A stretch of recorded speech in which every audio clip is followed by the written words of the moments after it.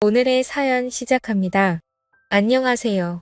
저는 작은 사업을 하고 있는 40대 중반의 일반인입니다. 한참 중국이나 일본 쪽으로 우리나라 물건들을 수출할 때 시작했던 사업이었는데 규모가 작다 보니 처음부터 발품 팔아가면서 일했습니다. 몇 개월씩 중국에 나가 있고 몇 개월씩 일본에 나가 있고 몇 개월씩 동남아에 나가 있었죠. 요즘에야 저처럼 무식하게 직접 외국에 나가면서 발품 팔면서 일하는 사람이 어디 있겠냐마는 저는 아직까지도 직접 발로 뛰어가면서 일을 하고 있습니다. 얼굴 보고 일해야 마음이 열리고 신뢰를 줄 수 있다는 저만의 철칙이라고나 할까요? 이렇게 일하다 보니 1년의 절반은 외국을 돌아다니며 지내고 있습니다. 아이들이 어릴 때는 아내를 많이 못 도와줘서 참 미안하고 아이들이 초등학교에 들어가게 되면서는 아이들과 많이 못 놀아줘서 아이들한테 참 미안합니다. 미안한 마음이 많은 남편이자 아빠입니다. 방학이 되면 제가 해외 나가는 일정과 겹칠 때 몇 주 정도는 외국에서 함께 생활하기도 하는데 처음에는 외국에 나간다고 하니까 좋다고 따라다녔지만 점점 아이들이 커지면서부터는 막상 해외 가봐야 집에 있어야 하고 답답하니 이제는 같이 안 가려고 하는 편입니다. 확실히 이게 여행이랑은 다르다는 걸 알게 된 것 같습니다. 그래도 아내는 아직까지 이런 생활이 싫지 않은 모양입니다. 외국에 나가면 백화점을 많이 가거든요.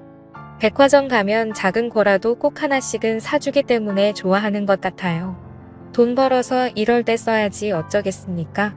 이러면서 점수 따고 그러는 거지요. 아내와는 어릴 때부터 알고 지낸 사이였으며 오랫동안 연애하다가 결혼해서 그런지 서로 간의 믿음도 강한 편이고 아주 편안하고 가까운 사이입니다. 어릴 때부터 알았다 보니 제 친구들이나 아내 친구 구분할 필요 없이 서로 잘 알고 지낸 만큼 가깝습니다. 학교도 전부 다 근처였고 제 친구 중에는 아내와 초등학교부터 같이 다닌 놈도 있습니다. 그렇게 어릴 때부터 알고 지내는 사이다 보니까 서로 공감하는 부분도 많은 것 같고 그 둘만 아는 초등학교와 중학교의 학창시절 이야기도 많이 하더라고요. 그러다 보면 저도 모르게 질투를 하고 있고 왜 나보다 내 아내를 더 잘 알고 친한 것 같은지 괜히 기분이 나쁠 때도 있었습니다. 그리고 은근히 저를 견제하듯이 제 아내랑 더 친한 척하는 그 꼬라지가 참 보기 싫더군요. 하지만 다른 남자가 그랬다면 더 질투심이 느껴졌겠지만 저하고도 벌써 30년을 가까이 알고 지낸 만큼 절친한 사이이기에 크게 신경 쓰지는 않았습니다. 다만 그놈 와이프랑 그놈 저희 부부까지 같이 술을 자주 마시는데 아주 가끔 술을 많이 마시는 날에 옛날의 학창시절 이야기까지 나오면 둘이서 붙어 앉아서 장난도 치고 끌어안기도 합니다. 아무리 친구 사이라지만 서로 부부가 다 보고 있는 앞에서 철구지처럼 그런 행동을 할 때면 사실 기분이 그다지 좋지는 않습니다. 나이 들어서 적당히 선을 지켰으면 좋겠다는 생각이 들지만 그렇게 행동하지 않는 녀석들도 있거든요. 은근히 즐기는 표정으로 그러고 있으면 괜히 더 짜증나더라고요. 하지만 그럴 때마다 그놈 와이프는 아무렇지 않은 척 같이 웃으며 어울리는데 저 혼자서만 불쾌한 기색을 내비치면 왠지 속이 좁은 남자처럼 보일까 혼자서 참고 있습니다.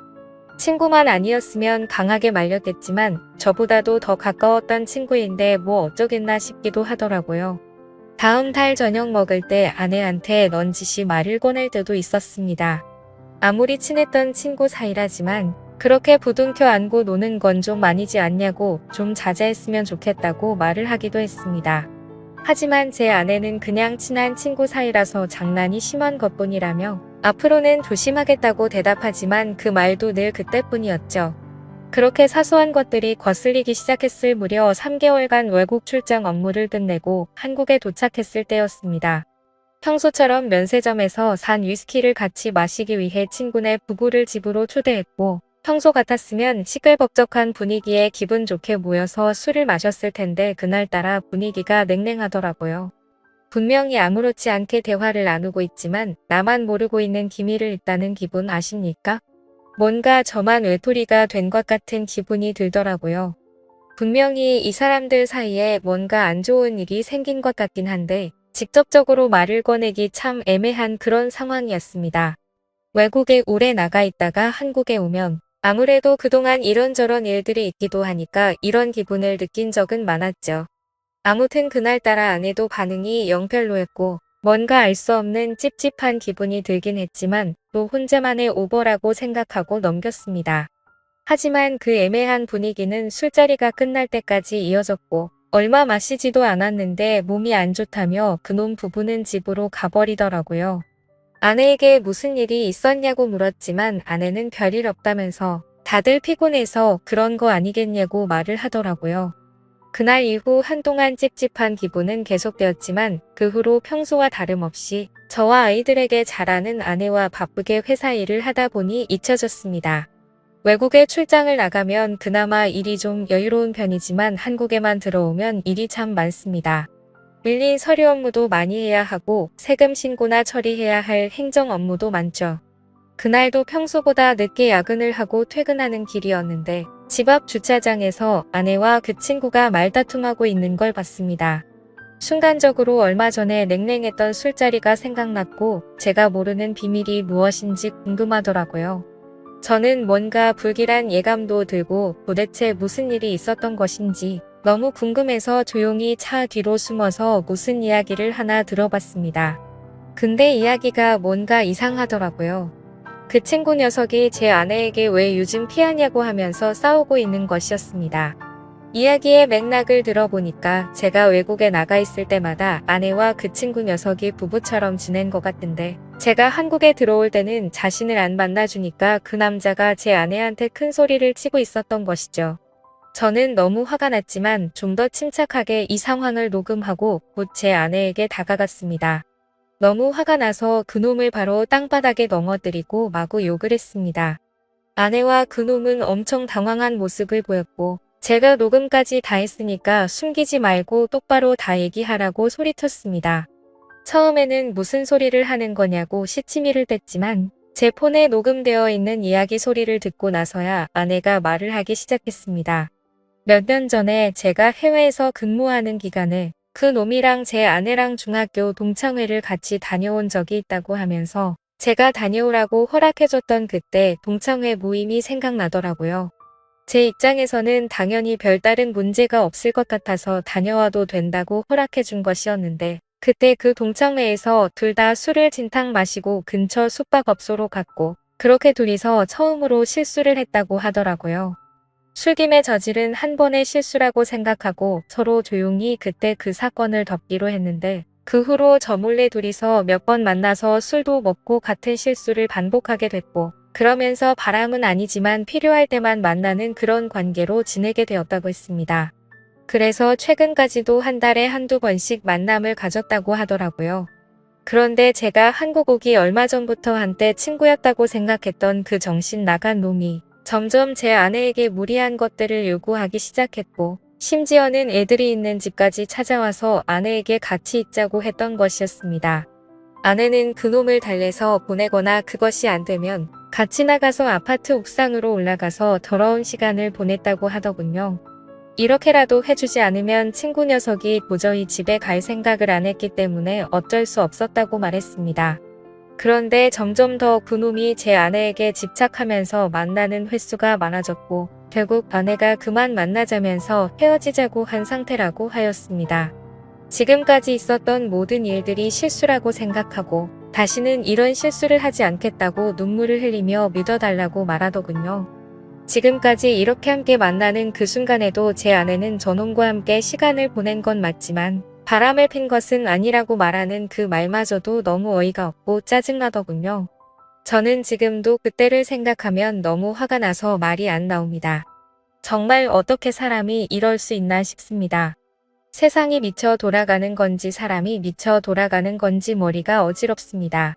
저는 일단 그놈 와이프에게 전화를 해서 불러냈고 제가 듣고 본 사실들을 모두 이야기해 주었습니다.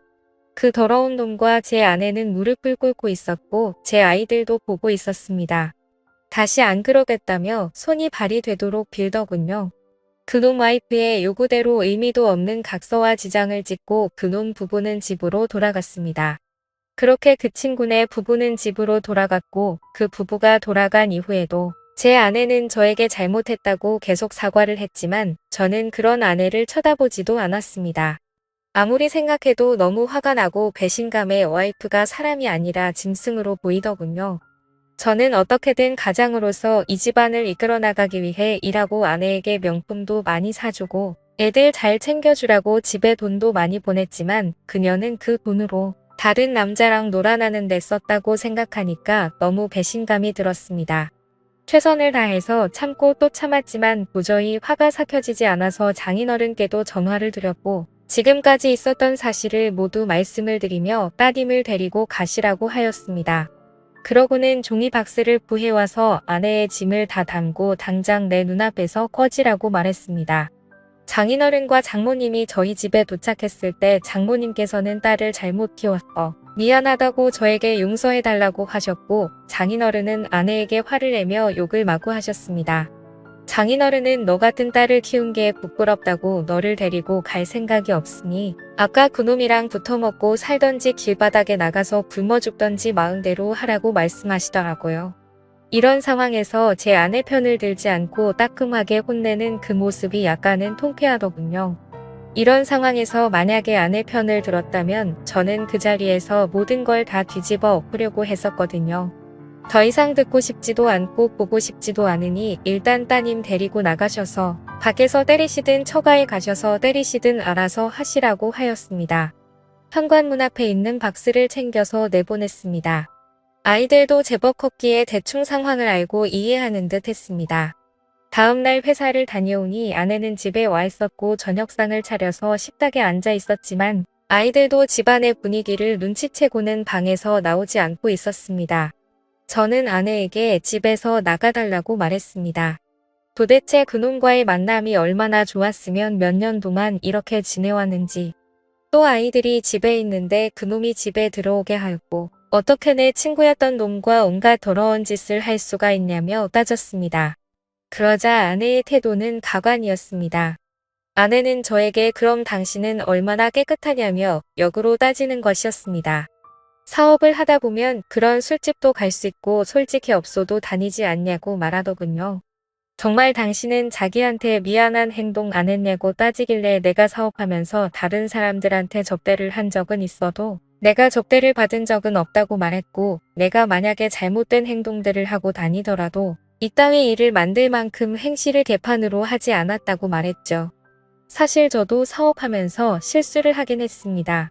근데 적어도 그런 여자를 아내 앞에 데리고 와서 같이 술 마시고 놀지는 않았잖아요. 아내는 처가에 돌아갔고 저는 아내에게 이혼을 요구했지만 아내는 제발 용서해달라며 이혼만큼은 참아달라고 부탁하고 있는 상황입니다. 현재는 이혼을 하지 않은 상황이고 아직도 대화로 이 문제를 풀어나가는 중입니다.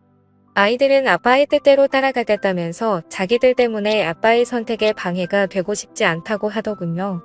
그리고 그놈과 그놈 와이프는 얼마 전에 이혼했다는 소식을 들었습니다.